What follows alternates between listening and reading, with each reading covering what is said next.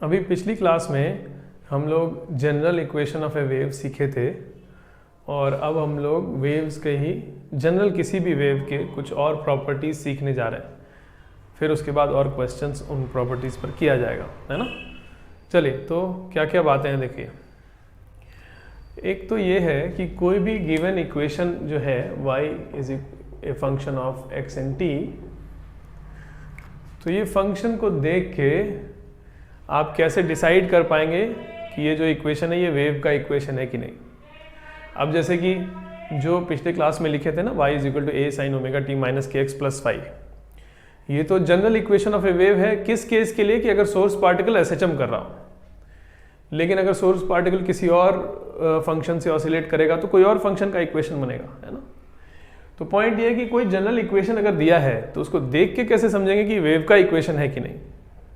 वैसे तो इसकी ज़रूरत अभी तक नहीं पड़ रही है। जेई वगैरह में जब भी क्वेश्चन आते हैं तो अगर वेव का क्वेश्चन है तो लिखा रहता है कि this equation represents a wave, तो आगे ये बातें बताइए, ऐसे पूछता है।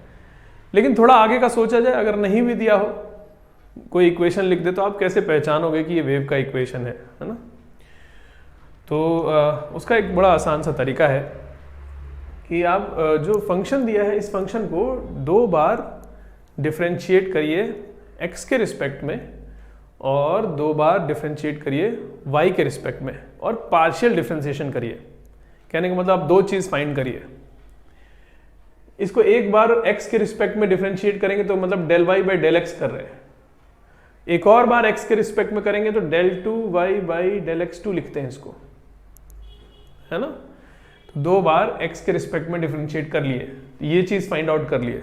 पार्शियल डिफरेंशिएशन करेंगे, जैसा कि वर्क एनर्जी वाले चैप्टर में नहीं बात करते थे कि जब हम x के रिस्पेक्ट में पार्शियल डिफरेंशिएशन कर रहे हैं तो इसका मतलब y को या बाकी सारी चीज़ों को, टाइम वगैरह सब कांस्टेंट मानते हुए केवल x के रिस्पेक्ट में डिफरेंशिएट करें ना। जैसे ये फंक्शन है, इसमें x भी है t भी है, x के रिस्पेक्ट में डिफरेंशिएट करेंगे तो t को कांस्टेंट मानते हुए करेंगे, है कि नहीं। चलिए, तो del y by del x किए और फिर से एक बार इसी ये जो मिला इसको एक बार और x के रिस्पेक्ट में डिफरेंशिएट कर लेंगे तो ये मिलेगा del 2y by del x2। Similarly पहले एक बार टाइम के रिस्पेक्ट में पार्शियल डिफरेंशिएशन कर लीजिए, मतलब कि del y upon del t निकाल लीजिए और एक बार और फिर जो मिला उसी को टाइम के रिस्पेक्ट में फिर से डिफरेंशिएट कर लीजिए, del 2y by del t2 ऐसे निकाल लीजिए। ये 2 चीज़ें फाइंड कर लीजिए, ये और ये।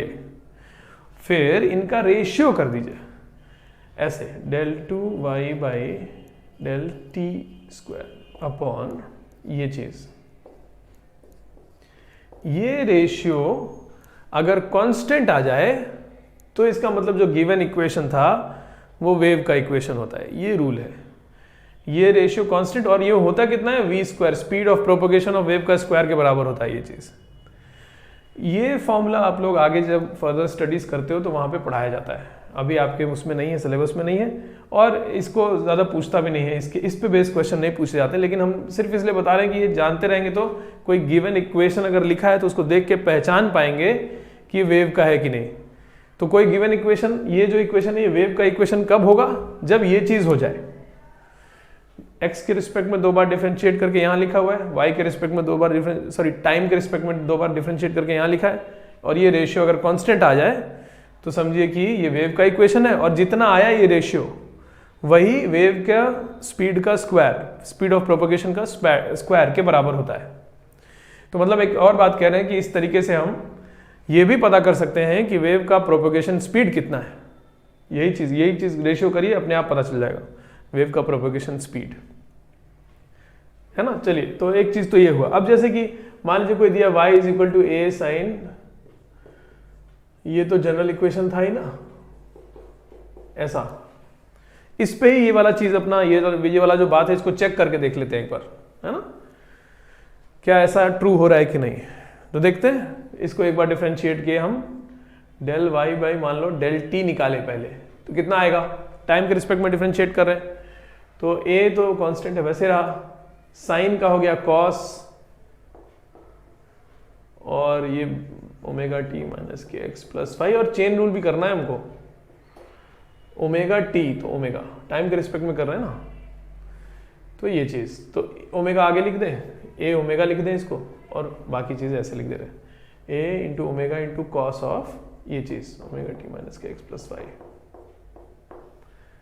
और एक बार डिफरेंशिएट कर लेते हैं, del two y by del t square, देखो कितना आएगा, तो ये हो जाएगा, एक बार और ओमेगा बाहर आएगा, ए ओमेगा स्क्वायर, कॉस का हो जाएगा माइनस साइन, तो ये माइनस यहाँ लिख दे रहे हैं, sine of omega t minus k x plus y, ये चीज हो गया, है ना।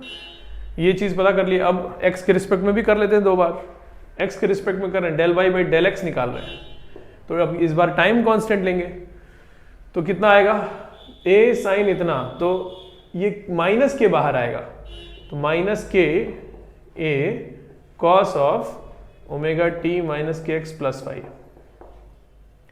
और ये चीज निकाल रहे हैं, तो फिर से माइनस के बाहर आएगा, तो माइनस के का स्क्वायर इंटू ए, और कॉस का भी माइनस, ये माइनस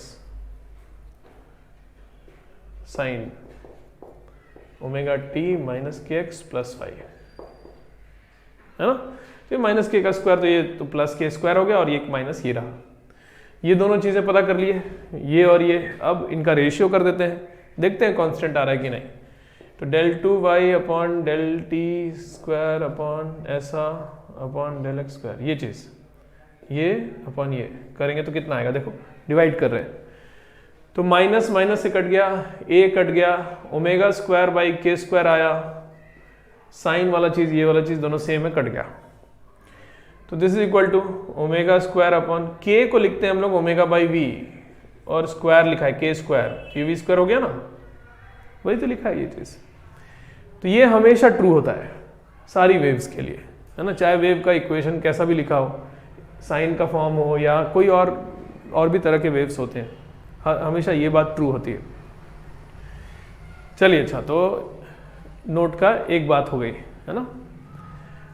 नोट में इसको लिखिएगा, हम लोग नोट के पॉइंट्स लिख रहे हैं ना, लिखा जाए, नोट का पहला पॉइंट लिखा जाए, an equation y is equal to, ऐसे लिखिए, f of x, t represents a wave if ये वाला चीज हो, if this is equal to this, है ना, ये चीज लिख दीजिए, this equation represents a wave if this, है ना।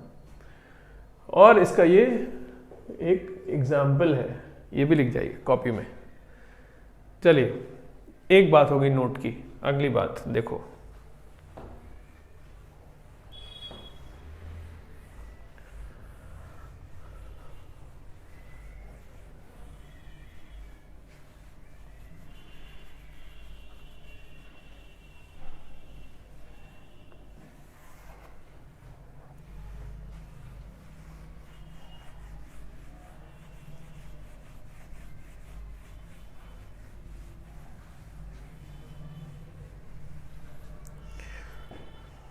देखिए, ये तो हो गया कि कोई गिवन इक्वेशन है, कैसे पता करेंगे कि वो वेव का इक्वेशन है कि नहीं। और जैसा हम कह रहे थे, ज़्यादातर इसकी ज़रूरत नहीं पड़ती क्योंकि क्वेश्चंस में लिखा रहता है कि ये वेव का इक्वेशन है, तो आगे क्या है बताइए, है ना।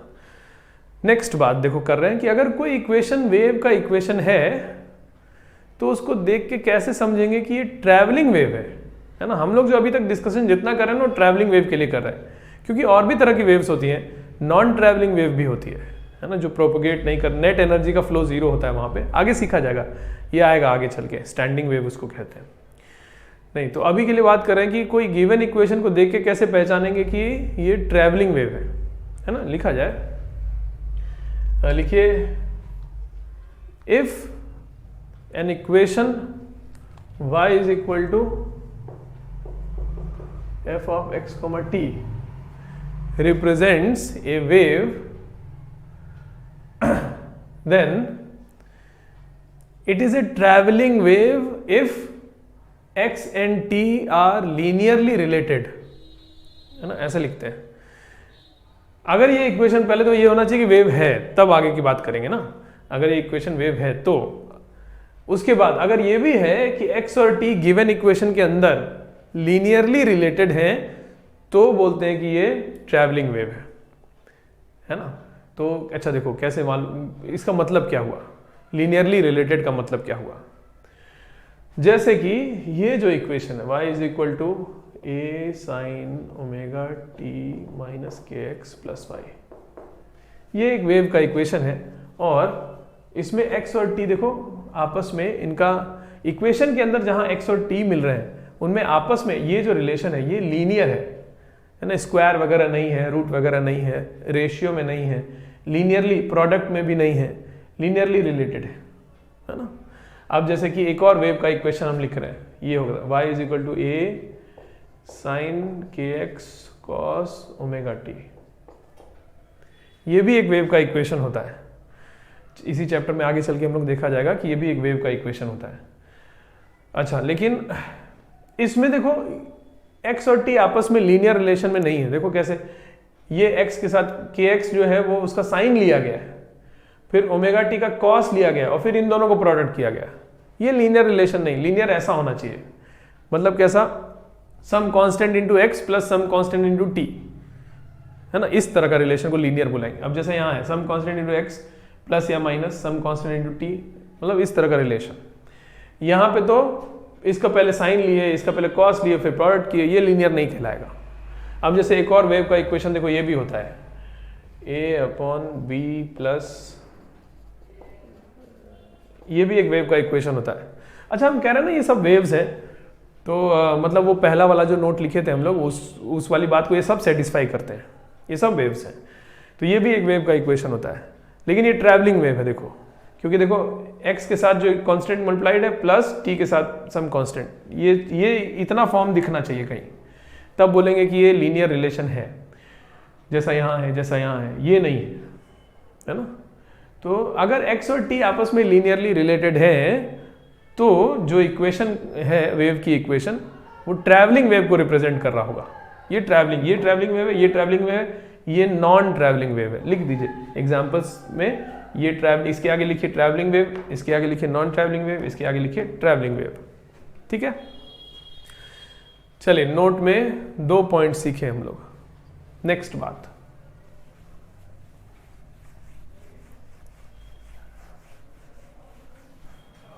थर्ड पॉइंट नोट का। अब चलिए ये बात तो हो गई कि इक्वेशन देख के कैसे पहचानेंगे कि वेव है कि नहीं, और वेव है तो ट्रैवलिंग वेव है कि नहीं। अब मान लीजिए पहचान लिए कि हाँ ये ट्रैवलिंग वेव है, तो ये कैसे पता चलेगा कि ट्रैवलिंग है तो किस डायरेक्शन में ट्रैवल कर रही है। मान लो धागे वाली वेव की ही बात करें, तो आगे जा रहा है धागे में या पीछे, कौन से डायरेक्शन में ट्रैवल कर रही है। हो सकता है वेव ऐसे जा रही हो धागे में या ऐसे जा रही हो, ये कैसे डिसाइड होगा, है ना। पॉजिटिव एक्स की तरफ जा रही है कि नेगेटिव एक्स की तरफ जा रही है, ये कैसे डिसाइड होगा। इसके लिए थोड़ा अब लॉजिक दे रहे हैं हम, थोड़ा इसमें कॉन्सेप्ट सीखिए क्या होता है। देखो, मान लो यहाँ है सोर्स पार्टिकल और यहाँ से मान लीजिए वेव इधर जा रही है, मान लीजिए इधर वाली वेव के लिए इक्वेशन लिखा हुआ है, आगे जा रही है वेव, है ना। तो होता यह कि इनिशियली जब ये चलना शुरू किया तो ये लोग रेस्ट पे थे, इनमें से कोई नहीं चल रहा था, लेकिन जब ये वेव यहां पहुंचेगी तब ये लोग चलना शुरू करेंगे। कहने अच्छा ऐसे बोले फेज के टर्म्स में, अभी इसका जो भी फेज है ऑसिलेशन का फेज, कुछ समय बीतने पर जब ये वेव यहां पहुंचेगी तो इसके ऑसिलेशन का वही फेज होगा। ऐसे होता नहीं, अभी ये चलना शुरू किया है ना, अभी इसका जो इनिशियल फेज है इसका नहीं उतना, जब ये वेव यहां पहुंचेगी तब इसका फेज उतना ही होगा, है ना, तब ये इसके मोशन को कॉपी करना शुरू करेगा एंड सो ऑन। ठीक है कि नहीं। अब इसको देखो कैसे बोल रहे हैं, अगर वेव पॉजिटिव एक्स की तरफ जा रही है तो पॉजिटिव एक्स डायरेक्शन में ऐसे पॉइंट्स आपको मिलने वाले हैं जिनका फेज कुछ समय बाद, मतलब जब वेव वहां पहुंचेगी तब उतना हो जाएगा जितना इस पार्टिकल का शुरू में था, है ना। कोई इक्वेशन है मान लो ऐसा, y is equal to a sine omega t minus k x plus five, है ना। और एक दो इक्वेशन है, एक दूसरा वेव ये है omega t plus k x plus five. मान लो ये दो अलग अलग वेव की इक्वेशन लिखी हुई है। अब ये वाली वेव के बारे में पहले हम लोग डिस्कस कर रहे हैं, ऊपर वाले वेव के बारे में, ठीक है। तो कोई कहे कि t इक्वल टू 0 पर x इक्वल टू 0 वाले पार्टिकल का फेज कितना है, फाई है। ये 0 है, ये 0, तो ये फाई हो गया ना, फेज वाला, एंगल वाला टर्म। t इक्वल टू 0 पर मतलब इनिशियली x इक्वल टू 0 वाले पार्टिकल का फेज फाई था। ये इक्वेशन ऐसा लिखा हुआ है। तो हम कह रहे हैं कि अगर वेव पॉजिटिव डायरेक्शन में चल रही होगी तो कुछ समय बाद पॉजिटिव डायरेक्शन में ऐसे पॉइंट्स मिलेंगे जिनका फेज फाई हो जाएगा। मतलब इनिशियली इसका जितना था उतना ही फेज कुछ समय बाद इसका होगा, ये कह रहे हैं, है कि नहीं? तो हम पता कर लेते हैं कि ऐसे पॉइंट्स किधर की तरफ हैं, इधर की तरफ है या इधर की तरफ, जिनका फेज कुछ समय बाद फाई हो जाएगा। अगर इधर मिले तो इसका मतलब वेव इधर गई, अगर इधर ऐसे पॉइंट्स मिले इसका मतलब कि वेव इधर गई। सही बात है कि नहीं? चलिए पता करते हैं। ये है फेज, एक्स पोजीशन वाले पार्टिकल का टी टाइम पर फेज है ये, है ना। हम चाहते हैं पोजीशन पता करना उन पार्टिकल्स का जिनका फेज टी टाइम पर मतलब कुछ समय बीतने पर फाई हो जाए। तो हम क्या कर रहे हैं, इसको देखो, omega t minus k x plus phi, ये जो फेज है ये फाई किसके लिए होगा ये पता करने जा रहे हैं। इसको फाई से इक्वेट कर दें तो यहां से एक्स कितना मिला, ओमेगा बाई के इंटू टी, ऐसा मिला, है ना, पॉजिटिव मिला। देखो x इज इक्वल टू, ये चीज तो पॉजिटिव है, मतलब इधर साइड में पॉजिटिव डायरेक्शन, पॉजिटिव साइड में एक पोजीशन ऐसा मिला x इक्वल टू यहां कहीं मिला जिसका फेज फाई हो जाएगा कुछ समय बीतने पर, मतलब टी टाइम पर। ये टी का फंक्शन है ना, टी टाइम पर जिसका फेज फाई हो जाए, ऐसे पार्टिकल्स इधर मिले पॉजिटिव साइड में, मतलब वेव पॉजिटिव साइड में गई। अब इसी में अगर ये इक्वेशन को लेके चलेंगे तो देखो क्या होगा। अगर ये इक्वेशन है तो हमको पता करना है वो पार्टिकल्स कहां हैं जिनका टी टाइम पर फेज फाई हो जाए। तो omega t plus k x plus phi is equal to phi किसके लिए होगा, तो यहां से देखो x आया minus omega by k t, negative आया, नेगेटिव मतलब नेगेटिव साइड में ऐसे पॉइंट्स मिल रहे हैं जिनका टी टाइम पर फेज फाई हो जाए, है कि नहीं। तो इसका मतलब वेव नेगेटिव साइड में गई। तो ये वाली जो वेव है ये पीछे की तरफ जा रही है, ये वाली जो वेव है ये आगे की तरफ जा रही है ना, डायरेक्शन पता चल गया। तो ये था लॉजिक। एक बार फिर से लास्ट टाइम बोले क्या लॉजिक था, क्यों ऐसा कर रहे हैं, इसको फाई से इक्वेट क्यों कर रहे हैं, लॉजिक बताते हैं फिर आगे बढ़ेंगे।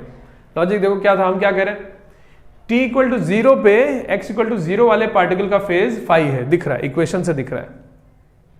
तो हम पता करना चाहते हैं कि कुछ समय बीतने पर कौन से पार्टिकल का फेज फाई होगा।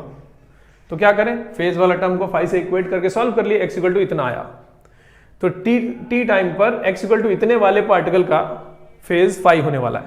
अब ये पार्टिकल कहां पर है, पॉजिटिव x है ना, ये पॉजिटिव क्वांटिटी आया है, मतलब पॉजिटिव साइड में है, मतलब कुछ समय बाद पॉजिटिव वाले साइड वाले पार्टिकल्स का फेज उतना ही होने वाला है जितना शुरू में इसका था, मतलब वेव इधर से आगे जा रही है, इधर जा रही है।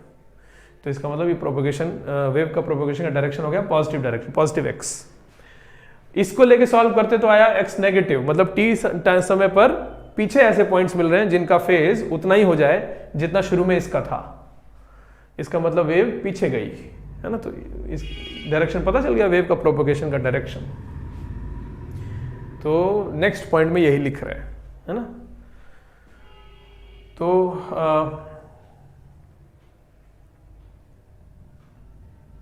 लिखिए लिखिए लिखिए, ए given equation of wave,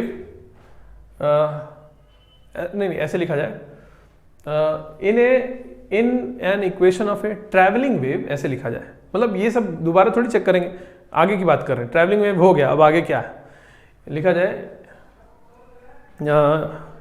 in equation of a travelling wave to find the direction of propagation of wave, first equate the phase of general particle at position x at time t with initial phase of particle at origin। ठीक है, क्या लिखे हमने लिखे कि general कोई x position पे particle है, टी टाइम पे उसका जो फेज था उसको इक्वेट करना है किससे, इनिशियल फेज, मतलब t इक्वल टू 0 वाला फेज ओरिजिन वाले पार्टिकल का, मतलब फाई से इक्वेट कर देना है ना। And then solve x, x के लिए सॉल्व कर लिए, x कितना आया, फुल स्टॉप। आगे लिखिए, if x comes out to be positive that means wave is travelling in positive x direction.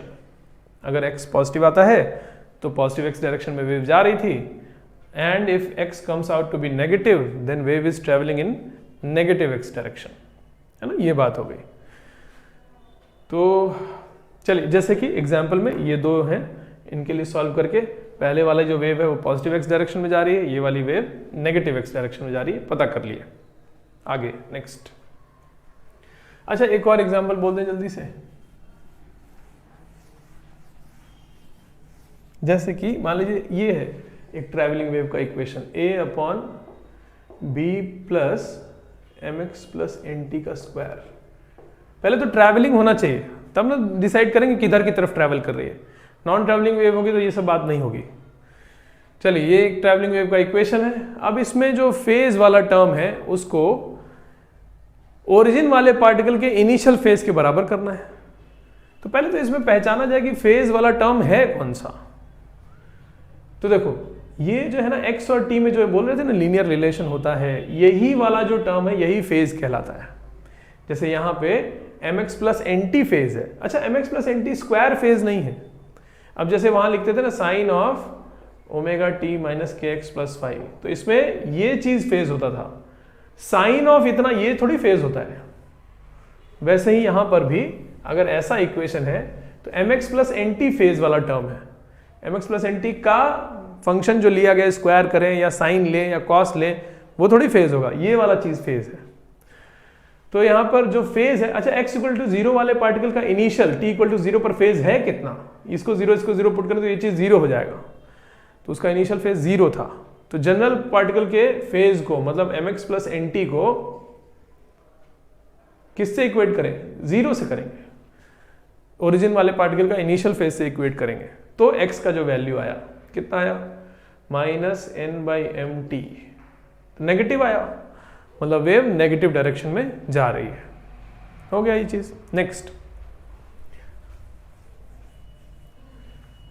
देखिए, नेक्स्ट बात, अब ये पता करने जा रहे हैं नोट के अगले पॉइंट में कि कोई ट्रैवलिंग वेव है, चलो पता चल गया किधर ट्रैवल कर रही है, ये भी पता चल गया, आगे जा रही है कि पीछे। तो अब पता करने जा रहे हैं कितने स्पीड से ट्रैवल करेगी, है ना, speed of propagation of wave कैसे पता करते हैं। तो देखो कैसे, अगर इक्वेशन दिया है तो इक्वेशन अगर दिया है मान लो कि इस तरह का y is equal to sine of omega t s time sine of omega t minus k x plus 5, इस तरह का कोई इक्वेशन है। मान लीजिए जनरल इक्वेशन लेके चलते हैं पहले। मान लो ये इक्वेशन है वेव का, तो कैसे पता करेंगे कितने स्पीड से ट्रैवल कर रही है। तो होता ये है कि फिर से वही चीज जैसे अभी हम लोग सॉल्व कर रहे थे कि t इक्वल टू 0 पे ओरिजिन वाले पार्टिकल का फेज पता है हमको, कितना है, 5 है। और कुछ समय बीतने पर जब वेव यहां से यहां पहुंचेगी तो इस पार्टिकल का भी फेज उतना हो जाएगा, है ना। पोजीशन x वाले पार्टिकल का भी कुछ समय बीतने पर फेज उतना ही हो जाएगा जितना ओरिजिन वाले पार्टिकल का t इक्वल टू 0 पर था। तो कितना समय बीतने पर, जब जितने समय में वेव यहां से यहां पहुंचती है। तो अगर यही रिलेशन पता चल जाए तो हम क्या करेंगे, x दूरी चली अगर t टाइम में, तो x/t वेव का स्पीड हो गया, वही स्पीड पता करना है। तो हमको क्या पता करना है, t टाइम में वेव कितना दूर आगे निकल गई, ये पता करने जा रहे हैं, है ना। तो फिर से वही करने जा रहे हैं, कहां पहुंची t टाइम में वेव, कहां पहुंची, जैसे अभी लिख रहे थे। तो क्या करें, ये है omega t minus k x plus 5 है x पोजीशन वाले पार्टिकल का t टाइम पे फेज। हम इसको पहले इक्वेट करें कि कितनी देर के बाद इसका फेज उतना ही होगा जितना शुरू में ओरिजिन वाले पार्टिकल का था। 5 से इक्वेट किए तो x आया कितना, ओमेगा बाई के इंटू टी, इतना आया, है ना। मतलब क्या हुआ कि t टाइम में ये इतना दूरी में एक पार्टिकल है, x पोजीशन पर एक पार्टिकल है जिसका फेज उतना ही हो गया जितना शुरू में ओरिजिन वाले पार्टिकल का था। मतलब वेव यहां से यहां पहुंच गई, कितना दूर, x दूरी निकल आई, कितनी देर में, t टाइम में। तो वेव का स्पीड कितना हुआ, x/t। तो स्पीड ऑफ प्रोपगेशन कितना हो गया, ओमेगा बाई के, जो कि हम लोग वैसे भी तो हम लोग का स्टैंडर्ड इक्वेशन है ना, जनरल इक्वेशन ऑफ वेव, तो उसमें ओमेगा बाई ये जो के होता है ये ओमेगा बाई वी ही तो होता है ना, तो ये वी आ ही जाएगा, है ना। चलिए अब इसी बात को यूज करके देख रहे हैं किसी क्वेश्चन में।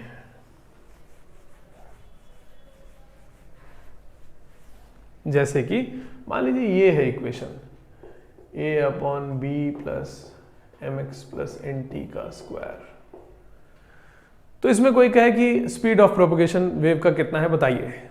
तो देखो कैसे कर रहे हैं, पहले तो ये सब पता कर लिए कि हाँ ट्रैवलिंग है और पीछे की तरफ जा रही है, ठीक है, कितने स्पीड से जा रही पता करना चाहते हैं। तो क्या करें, t इक्वल टू 0 पे x इक्वल टू 0 वाले पार्टिकल का फेज 0 था, तो हम क्या कर रहे हैं, जनरल पार्टिकल का फेज इतना है t टाइम पर, उस वो 0 कब होगा पता करें, इनिशियल वाले के बराबर कब होगा, x इक्वल टू आ गया कितना minus n by m into t, इतना आया।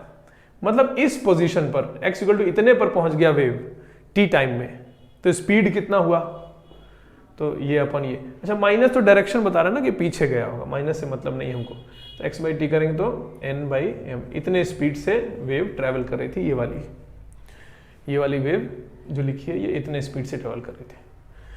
तो करना वही है जैसा डायरेक्शन ऑफ प्रोपगेशन पता करने के लिए किए थे, वहां तक सॉल्व किए, फिर x बाई टी जो होगा वही स्पीड होगा।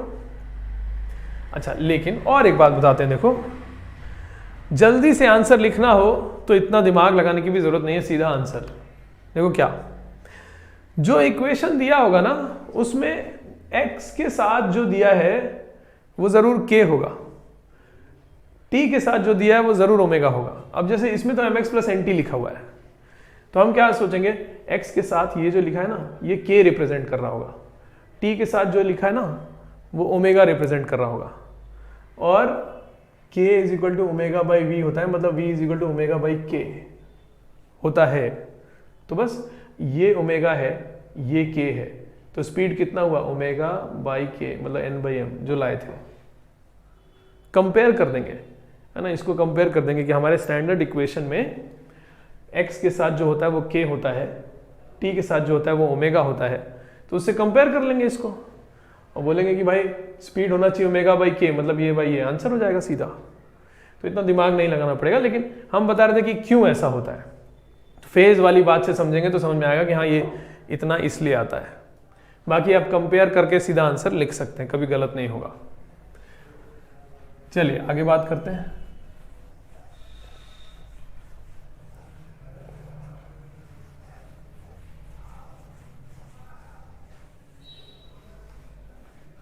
जो नोट्स हम लोग अभी लिखे हैं ये सब क्या चीज़ के लिए नोट्स लिखे हैं हम लोग, कि कोई गिवन इक्वेशन है वेव का, तो उसको देख के हम लोग क्या क्या बता सकते हैं।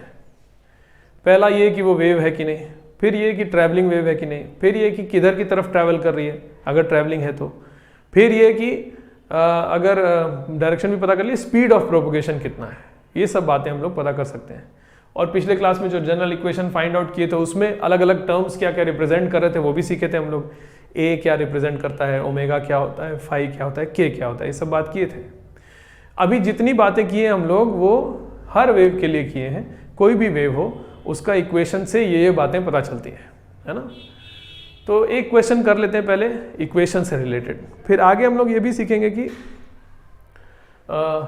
जैसे कि शुरू में बात हो रही थी कि मीडियम का प्रॉपर्टी होता है कि उस मीडियम में जब कोई वेव चलेगी तो वो कितने स्पीड से चलेगी। तो मीडियम की कौन सी बातों पे डिपेंड करता है, वेव का स्पीड, है ना, उसका फॉर्मूला क्या होता है, मीडियम के टर्म्स में कैसे निकालेंगे कि वेव का स्पीड कितना है ना। इक्वेशन दिया है तब तो पता कर लिए, नहीं दिया हो इक्वेशन तो कैसे पता करेंगे कि धागे वाली वेव चल रही है तो कितने स्पीड से चलेगी, है ना, वो सब बातें करेंगे। हम लोग को जितनी वेव्स के बारे में पढ़ना है मेनली दो चीज़ें पढ़ना होता है हम लोगों को, है ना। एकदम लॉजिकली बेसिक सोचें तो वेव क्या है, एनर्जी का फ्लो। तो एक चीज़ तो ये सीखना होता है कि कोई वेव है तो एनर्जी कितने स्पीड से फ्लो कर रही है, इसके बारे में सीखना होता है। और दूसरा एक चीज़ और सीखना होता है कि कितना एनर्जी पर सेकेंड फ्लो कर रहा है ना, पावर के बारे में सीखना होता है, rate of flow of energy के बारे में सीखना होता है। ये दो चीज़ें मेन हैं जो कोई भी वेव कभी भी आप पढ़ेंगे तो उनमें ये दो चीज़ें सीखना ज़रूरी होता है। कि मान लो कोई जैसे धागे वाला वेव है तो कितने स्पीड से जाएगा और कितना पावर ट्रांसमिट होगा, या साउंड वेव है तो कितने स्पीड से जाएगा कितना पावर ट्रांसमिट होगा ना। यही बेसिकली दो चीज़ें हैं जो मेन सीखनी होती हैं, तो उन पे हम लोग आगे चल के बात करेंगे। अभी तक हम लोग जनरल किसी भी वेव का इक्वेशन से कौन कौन सी बातें पता चलती है वो सीख रहे थे। एक क्वेश्चन करने जा रहे हैं।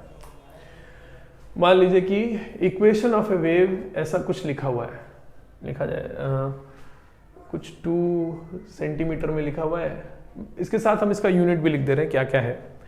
तो 2 सेंटीमीटर में है साइन ऑफ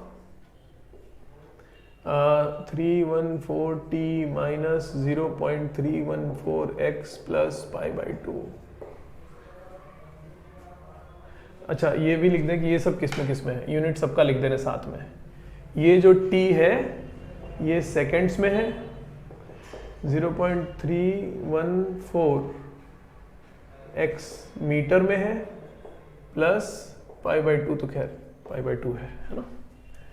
ये सेंटीमीटर में है 2, ये जो टाइम है ये सेकंड में है, और ये x मीटर में है। ठीक है ना। चलिए तो ये हो गया।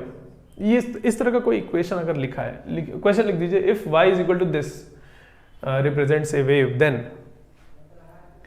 क्या क्या बातें पता करनी है। पहला क्वेश्चन का पहला पार्ट लिखिए, find amplitude of oscillation of medium particles. पहला हो गया, find amplitude of oscillation of medium particles. आप आंसर देख ही चुके होंगे, यही है amplitude of oscillation 2 centimetre. Her medium particle का एम्पलीट्यूड वहां लिखा हुआ है ना। पहला हो गया। दूसरा लिखिए, find direction of propagation of wave. Find direction of propagation of wave, तो दिख ही रहा होगा है ना। इसको इक्वेट करेंगे π/2 से, π/2 कैंसिल होगा, x इक्वल टू नेगेटिव आएगा, मतलब नेगेटिव डायरेक्शन में नेगेटिव x की तरफ जा रही है वेव। 2 हो गया। तीसरा, और इसमें बताइए कि फाइंड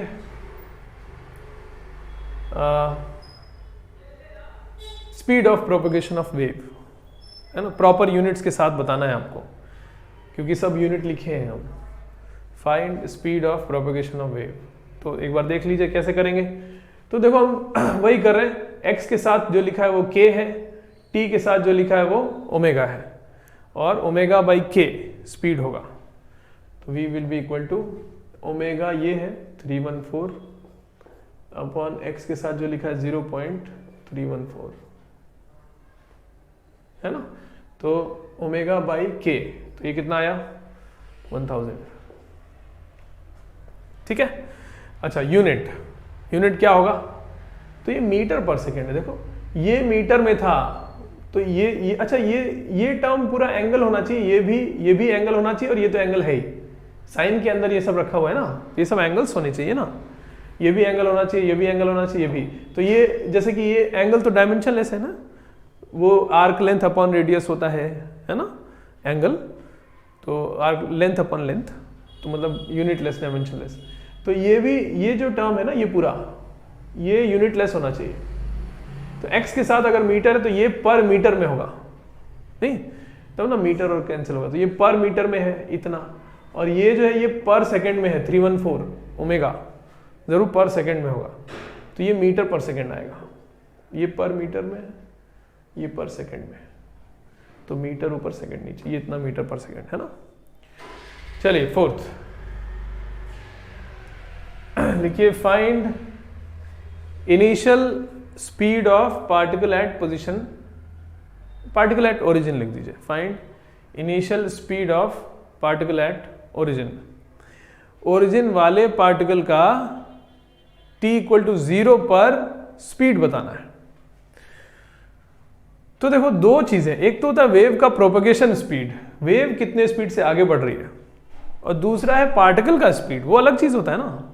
देखो क्या होता है, जैसे ये धागा है, जब इसमें वेव भेजी जाएगी तो पार्टिकल्स तो ऊपर नीचे ऑसिलेट कर रहे होंगे ना, अपना इसको कॉपी कर रहे होंगे। तो पार्टिकल का स्पीड तो वेरिएबल होगा ना, मीन पोजीशन से क्रॉस करते समय मैक्सिमम एक्सट्रीम पोजीशन पे रुकेगा और ऐसे ऐसे, वो अलग होता है पार्टिकल का स्पीड जो पूछे हैं। वेव का स्पीड तो एनर्जी कितने रेट से आगे बढ़ रही है, वो अलग चीज होता है, वो तो कांस्टेंट होता है ना। वेव का स्पीड तो इतना है, कांस्टेंट है। पार्टिकल का स्पीड पूछें जो वैरी कर रहा है, एसएचएम में नहीं होता था स्पीड, वो वाला चीज। तो पार्टिकल का कौन से x = 0 वाले पार्टिकल का t इक्वल टू 0 पर स्पीड बताना है। तो दो रास्ते हैं हमारे पास। पहला रास्ता ये कि हमको एक्चुअली ये y क्या लिखा हुआ है, ये डिस्प्लेसमेंट फ्रॉम मीन पोजीशन ही तो लिखा हुआ है हर पार्टिकल के लिए, तो इसी का रेट ऑफ चेंज लिख देते हैं, तो इसको डिफ्रेंशिएट कर देते हैं, फिर जो मिलेगा उसमें t equal to 0 x equal to 0 put कर देंगे, आंसर आ जाएगा। या इतना करने की क्या जरूरत है, हम कह रहे हैं कि ये दिख रहा है कि हर पार्टिकल, ये इक्वेशन क्या बता रहा है, हर पार्टिकल SHM कर रहा होगा, तो x इक्वल टू 0 वाले पार्टिकल का t इक्वल टू 0 पर फेज देख लेते हैं कितना है, तो x इक्वल टू 0 पुट कर देते हैं, ये 0 हो गया, तो फेज कितना बचा π/2, π/2 फेज है, कोई पार्टिकल SHM कर रहा है, ओरिजिन वाला जो पार्टिकल है वो SHM कर रहा है, और शुरू में देखा गया t इक्वल टू 0 पे तो उसका फेज था π/2, मतलब SHM वाली बात सोचा जाए, सर्कल बना के यहां ये सर्कल वाला पार्टिकल यहां, तब ना इसका प्रोजेक्शन यहां, इनिशियल फेज ये π/2, इस समय इसका जो SHM कर रहा है पार्टिकल उसका स्पीड बताइए, मतलब जब वो पॉजिटिव एक्सट्रीम पे था उस समय उसका स्पीड बताइए, तो एक्सट्रीम पोजीशन पे तो रुकता है ना कोई चीज, तो उस समय उसका स्पीड 0 हो गया, और क्या, सीधा आंसर 0 लिखेंगे। क्यों डिफरेंशिएशन करने जाएं और क्या क्या करने जाएं, कुछ नहीं, फेज देख के बता सकते हैं। ये फेज वाला टर्म देखेंगे क्या है, तो फेज वाला टर्म क्या है इनिशियली π/2, तो उसके लिए एक्सट्रीम पोजीशन पे हुआ, एक्सट्रीम पोजीशन पे रेस्ट पे होता है, तो 0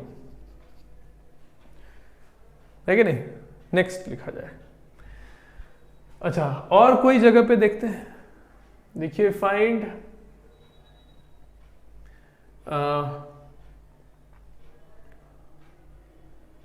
direction of motion of medium particle eight, ये कितना लिखा हुआ है, एट x इक्वल टू कुछ लेते हैं 10/π, एट x इक्वल टू 10/π, ये पाई ले रहे हैं 3.14 को पाई ले रहे हैं, तो ये लिखा हुआ है कि π/10 है तो 10/π कर लिए, at x equal to 10/π at t equal to 0, ठीक है। Direction of, find direction of motion of medium particle at x equal to 10/π at t equal to 0। चलिए देखते हैं क्या होता है। तो पहले देखते हैं कि वो पार्टिकल का फेज क्या है, कहाँ पहुंचा था, कहाँ चल रहा था, नहीं तो x इक्वल टू 10/π, तो देखो कितना उसका फेज कितना हो गया, ये लिखा हुआ है 3.14, मतलब कि 100π, 314 मतलब 100π ऑलमोस्ट, नहीं 100πt प्लस ये लिखा हुआ है π/10x प्लस π/2, ठीक है ना। तो ये हो गया 10/π, x इक्वल टू और t इक्वल टू 0, तो कितना हुआ, दिस इक्वल टू, ये फेज वाला टर्म कितना हुआ, t इक्वल टू 0 पे ये हो गया 0 प्लस 1 प्लस π/2,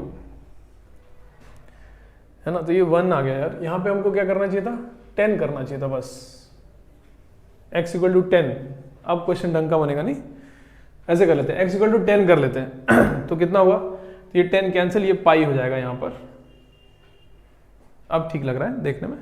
तो इसका फेज कितना हुआ इनिशियल, पाई प्लस π/2 इज 3π/2, तो 3π/2 मतलब कहाँ पहुंचा, सर्कल में, यहां से 3π/2 मतलब यहां पहुंच गया, नहीं तो एक्सट्रीम पोजीशन पे था, मतलब वो किधर की तरफ जाने वाला है, अब अभी तो रेस्ट पे है, इस समय उसका बोला तो वेलोसिटी 0 है, तो कोई पूछे इस समय उसका वेलोसिटी का डायरेक्शन क्या है, तो कोई डायरेक्शन नहीं है, तो वेलोसिटी तो 0 है, अभी रेस्ट पे है, आगे टाइम बीतने पर किधर जाएगा, तो ओरिजिन की तरफ जाएगा, मतलब नेगेटिव एक्सट्रीम पे है, देखो नेगेटिव एक्सट्रीम पे है, ओरिजिन की तरफ जा रहा है, तो जैसे ऐसे ऑसिलेशंस हो रहे होंगे ना, तो x इक्वल टू 10 वाला जो पार्टिकल होगा वो यहाँ होगा नेगेटिव एक्सट्रीम पे, और आगे समय बीतने पर ओरिजिन की तरफ जाएगा टाइम बीतने पर। लेकिन अभी इस क्वेश्चन में तो पूछा गया था कि अभी उस समय उसका वेलोसिटी, मतलब t इक्वल टू 0 पर उसका वेलोसिटी का डायरेक्शन बताइए, तो कोई डायरेक्शन नहीं है, उस समय वेलोसिटी 0 था उसका, नहीं, और वो सही कर लीजिएगा क्वेश्चन में, π/10 सॉरी 10/π मत करिएगा, उसको 10 कर लीजिएगा, तो इतना आएगा, है ना। चलिए एनीवे, तो इक्वेशन को देख के कुछ बातें हम लोग पता कर सकते थे, वो हम लोग पता किए। आगे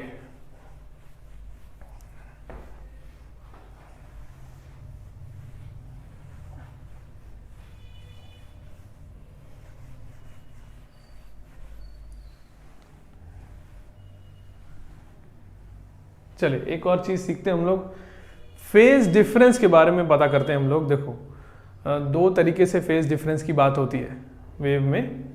एक होता है कि एक ही समय पर देखने पर अलग अलग पोजीशंस पे जो पार्टिकल्स हैं उनके फेज में कितना डिफरेंस है।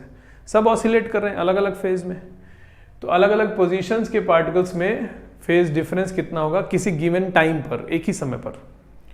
या उल्टा पूछते हैं कि किसी एक पार्टिकल की बात हो रही है, उसके अलग अलग समय पर फेज में डिफरेंस बताइए। मतलब ये खुद ऑसिलेट कर रहा है, तो किसी समय पर यहां था, तो किसी समय पर यहां था, तो t1 टाइम पर मान लो यहां था, t2 टाइम पे यहां था, तो t1 और t2 टाइम के बीच में उसके खुद के ऑसिलेशन के फेज में डिफरेंस बताइए, कितना एंगल, फेज एंगल कितना कवर हो गया एंड सो ऑन, है ना। तो दो तरीके से फेज डिफरेंस की बात होती है। तो नोट के अगले पॉइंट में लिखिए फेज डिफरेंस, है ना। इसमें ए बी करके दो चीज बना लीजिए। पहला, difference in phase of oscillation लिख रहे हैं ना पहले में, difference in phase of oscillation of two particles at a given instant. एक ही इंस्टेंट पर दो पार्टिकल्स के फेज में डिफरेंस कितना होता है, delta phi is equal to, ये तो के डेल्टा एक्स ही होगा ना। उनके पाथ में डिफरेंस अगर डेल्टा एक्स है तो के इंटू डेल्टा एक्स, जैसा पिछले क्लास में बात हुई थी। कैसे मालूम, तो इक्वेशन कुछ इस तरह का है, मान लीजिए ये ऐसा कुछ इक्वेशन है, तो t तो फिक्स कर दिए, गिवन इंस्टेंट की बात हो रही है, एक ही समय पर जो x1 पोजीशन वाला फेज है, पार्टिकल है, उसका फेज इतना होगा, और जो x2 पोजीशन वाला पार्टिकल है उसका फेज इतना होगा। तो दोनों के फेज में डिफरेंस करेंगे जब, तो ये तो कट जाएगा, बचेगा क्या, k into x two minus x1, k delta x बचेगा। तो पॉइंट ये है कि किसी गिवन समय पर फेज डिफरेंस निकालना हो तो ये फॉर्मूला यूज करेंगे। दूसरा लिखा जाए difference in phase at two instants for a given particle. एक ही पार्टिकल है, उसको दो अलग अलग समय पर जो फेज होंगे उनमें क्या डिफरेंस होगा। एक ही पार्टिकल ऑसिलेट कर रहा है ना, मीडियम के किसी एक पार्टिकल को ऑब्जर्व कर रहे हैं, वो ऑसिलेट कर रहा है, और अलग अलग समय पर उसके फेज में डिफरेंस कितना होगा। अब जैसे फिर से लिखे देखो, फेज वाला टर्म ऐसा है ना, omega t minus k x plus phi. अब x फिक्स कर दिए, एक ही पार्टिकल की बात हो रही है, तो उसी पार्टिकल का अलग अलग समय पे फेज देख रहे हैं। तो मान लो t1 टाइम पे फेज इतना था, t2 टाइम पे उसका फेज कितना होगा, इतना होगा, x वही है, t2 टाइम पर फेज इतना होगा, तो फेज में जो डिफरेंस होगा वो कितना होगा, बाकी सब कट जाएगा, ओमेगा डेल्टा टी, टाइम में डिफरेंस इनटू ओमेगा, तो फाई ओमेगा डेल्टा टी होगा, है ना, फेज में डिफरेंस। तो ये दोनों की बात होती है ना, आगे पूरे चैप्टर में जगह जगह बात होगी फेज डिफरेंस की। तो किसका फेज डिफरेंस की बात हो रही है पहले ये समझना होगा, उस हिसाब से हम अपना आंसर देंगे। मान लो दो पार्टिकल्स के फेज में डिफरेंस बताना है एक ही समय पर, तो ये आंसर है। एक ही पार्टिकल का अलग अलग समय पर फेज में डिफरेंस बताना है, तो ये आंसर है ना। इस तरीके से फेज डिफरेंस पता करते हैं। चलिए और आगे बात करते हैं। अब हम लोग बात करने जा रहे हैं कि धागे वाली वेव को अब से हम लोग स्टडी करेंगे। हम शुरू में कल पिछले लेक्चर में बता रहे थे ना कि होता ही है कि मैकेनिकल वेव 11th का चैप्टर है और 12th का चैप्टर है इलेक्ट्रोमैग्नेटिक वेव्स। तो मैकेनिकल वेव हम लोग को 11th में पढ़ना है। अब इसमें दो हम लोग को वेव पढ़नी होती है मैकेनिकल में, एक ट्रांसवर्स एक लॉन्गिट्यूडनल। तो ट्रांसवर्स वेव में धागे वाली वेव पढ़ते हैं हम लोग, और लॉन्गिट्यूडनल वेव में साउंड वेव पढ़ते हैं। तो एक एक करके अब वही करने जा रहे हैं। पहले धागे वाला वेव पढ़ेंगे, फिर साउंड वेव पढ़ेंगे। तो धागे वाली वेव में क्या पढ़ना होगा, स्पीड ऑफ प्रोपगेशन कितना होता है और पावर ट्रांसमिटेड का फॉर्मूला क्या होता है। पहले यहाँ से शुरू करते हैं। चलिए हेडिंग डाल दीजिए transverse waves in string. Heading हो गया। इसके अंदर सबसे पहले लिखिए speed of propagation of wave. तो जैसा कि हम पहले कह रहे थे आपसे कि जो स्पीड ऑफ प्रोपगेशन होता है इसमें किसी भी वेव का स्पीड ऑफ प्रोपगेशन मीडियम का प्रॉपर्टी होता है। तो मीडियम की अलग अलग बातों पे डिपेंड करता है। अब जैसे धागे वाली जो वेव है उसमें धागे के अंदर जब वेव ट्रैवल करती है तो कौन सी, धागे का टेंशन कितना है और धागे का मास पर यूनिट लेंथ कितना है, इन बातों पर डिपेंड करता है कि वेव धीरे चलेगी कि तेज चलेगी, है ना। प्रोपगेशन स्पीड क्या होगा, तो फॉर्मूला देखो उसका ऐसा है, स्पीड ऑफ प्रोपगेशन होता है under root of t upon mu, ये फॉर्मूला होता है। Tension in the spring tension in the string, धागे में टेंशन, अपॉन उसका म्यू होता है लीनियर मास डेंसिटी, मतलब mass per unit length, T by mu under root, इतना होता है स्पीड ऑफ प्रोपगेशन। ऐसा लिख दीजिए, v इज इक्वल टू, ये फॉर्मूला है, नीचे लिखिए here T is tension in the string and mu is linear mass density of the string. ठीक है, इन बातों पे डिपेंड करता है। कहने का मतलब कि अगर धागे को और खूब टाइट रखेंगे, टेंशन ज़्यादा रखेंगे और उसमें वेव भेजी जाए तो जल्दी ट्रैवल करेगी, कम टेंशन होगा तो वेव कम स्पीड से जाएगी, और म्यू से उल्टा है, मतलब म्यू ज़्यादा होगा, अगर ज़्यादा भारी होगा धागा होगा तो धीरे धीरे चलेगी वेव, अगर हल्का होगा तो जल्दी से ट्रैवल करेगी, है ना। चलिए, ये तो हो गया उसका फॉर्मूला, और क्वेश्चन में इसको थोड़ा सा यूज़ करके देखते हैं। मान लीजिए कि ऐसा कुछ कह दे कोई कि ये ब्लॉक है 2 kg का, धागे से हैंग कर दिए, धागे का मास है 2 ग्राम और लेंथ है 2 मीटर, यहाँ से यहाँ तक का लेंथ है 2 मीटर और 2 ग्राम पूरे धागे का मास है। कोई कहे कि अब यहाँ पे एक वेव जनरेट करें तो ये वेव यहाँ से यहाँ ऊपर तक पहुँचने में कितना समय लगाएगी, या वेव पूरी ना भी भेजें, एक कोई पल्स भेज दें। वेव तो क्या होता है, सीरीज ऑफ पल्सेस होता है ना, एक ऊपर फिर एक नीचे, फिर एक ऊपर फिर एक नीचे, ऐसे ऐसे करके एक सीरीज ऑफ पल्सेस होता है। नहीं, अगर एक पल्स भी भेज दें यहाँ से तो ऊपर तक जाने में कितना समय लगेगा, ये पूछा जा सकता है। लिखा जाए, यहाँ पे देखो एक पल्स जनरेट कर दिए, है ना, ऊपर जा रही है, यहाँ से यहाँ तक पहुँचना है। क्वेश्चन लिख दिया जाए, find time taken by the pulse to reach the upper end of string, यहाँ से यहाँ तक जाने में समय बताना है। तो कैसे करेंगे, सबसे पहले इसका स्पीड लिखेंगे, कितने स्पीड से ट्रैवल कर रही है। तो under root of t by mu होता था, अंडर रूट ऑफ टेंशन कितना हो जाएगा 20 न्यूटन, 2 kg हैंग किया ना, तो mg/t बराबर upon mass per unit length. तो म्यू देखो यहाँ लिख दे रहे हैं, इसका कितना होगा, मास है 2 ग्राम, 2 × 10⁻³ kg, ऐसा यूनिट में लिखना होगा ना, अपॉन 2 मीटर, तो म्यू हो गया 10⁻³ है ना। तो यहाँ पे हो गया 10⁻³, ये हो गया कितना 10√2। ये तो हो गया स्पीड, इतना मीटर पर सेकेंड, और 2 मीटर जाना है तो टाइम कितना लगेगा, 2 मीटर अपॉन स्पीड कितना 10√2, है ना, तो इतना आ जाएगा कुछ √2/10। तो इतना समय लगने वाला है ऊपर तक जाने में। इसी में नेक्स्ट एक क्वेश्चन देखिए क्या कर रहे हैं। देखो वही धागा है, 2 ग्राम इसका मास है और 2 मीटर इसका लेंथ है, बस नीचे ब्लॉक हैंग नहीं किए, नीचे कुछ भी हैंग नहीं किए, बस ये धागा है। इसमें वेव एक पल्स जनरेट कर दे तो वो पल्स ऊपर तक जाने में कितना समय लगाएगी, ये क्वेश्चन। अब देखो डिफरेंस क्या है,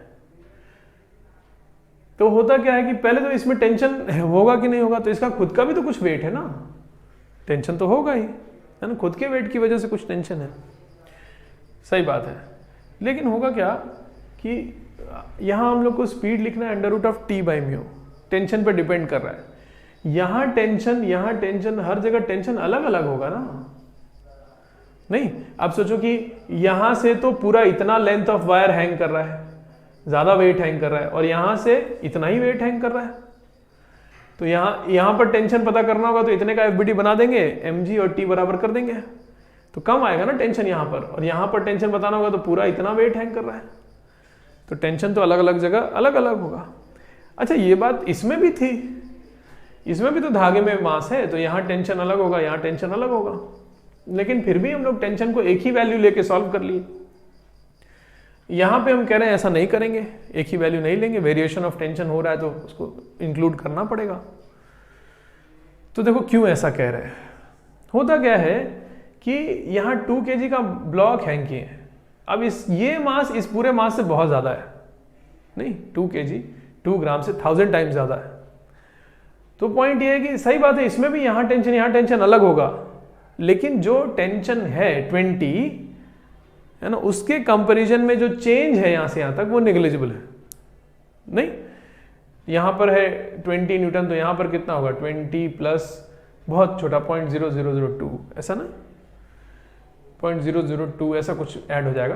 पॉइंट ये है हमारा कहने का कि यहाँ पर टेंशन और यहाँ पर टेंशन में जो डिफरेंस है वो 20 के कंपैरिजन में बहुत छोटा है डिफरेंस, तो हम लोग उसको कांस्टेंट मान सकते हैं, 20 ही था ऐसा मान सकते हैं। लेकिन यहां